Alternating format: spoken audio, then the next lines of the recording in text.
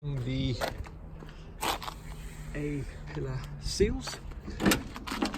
These seals from the SL part shop cost £49 each, and they're pretty tricky to fit. First thing we have to do is fit this piece of chrome here. It's just basically screws to the A pillar. We'll do that bit first. Screws that holds the first piece of chrome on here and at the bottom. And then the second piece of chrome, which has a rubber seal attached to it, lines over the other holes like so.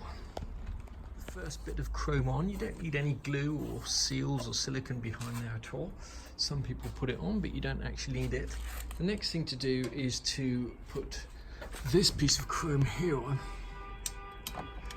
However, before you do it, my advice would be to put some form of lubricant, like we're going to use washing up liquid, or you could use silicone spray. Or the reason for lubricating it is because this basically has to slide into it. It's quite a tight fit, and if you try and lubricate this when it's up at an angle like that, it's very difficult to do. You have to kind of get a paintbrush in there with some kind of lubricant like washing up liquid or silicone spray, etc. So we're going to actually do it before we put it on and make sure the A seal fits in there and slides in there. There are 5 screws, 1, 2, 3, 4, 5, holding that seal in. And if yours are all rusted and you're wondering what to use, we used these 3.5 times 9.5 fill pan tapping screws.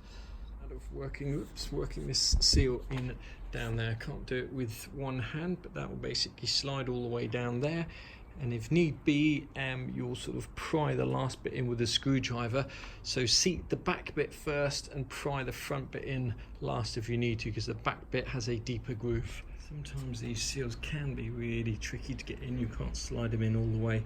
Just seat the back part of the seal in the groove, and then just carefully use a screwdriver or better still, a plastic tool, just to pry that in.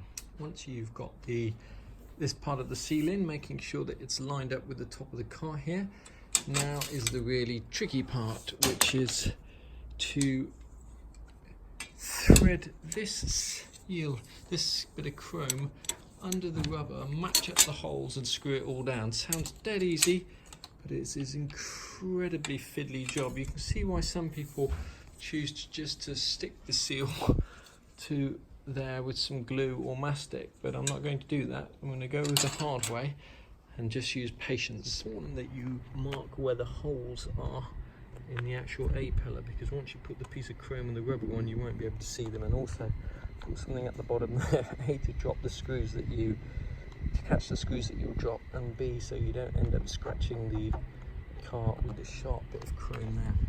If you just thread that bit of chrome into the rubber seal and pop the screws through these holes here, and that would hold it into place. But this piece of chrome, as you can see, is quite an old piece of chrome and there were bits missing. So if you try that method, this will keep falling out.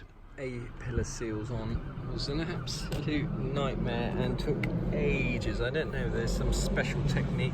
In the end, I cheated slightly and used what some people will probably go, no, I used longer screws, which allowed me to pin the thing in place. And then on some cases I had to use large washers like this, because where the chrome was broken, basically the screw head was bigger than the hole. But anyway, we got there in the end, but that took an enormous amount of time.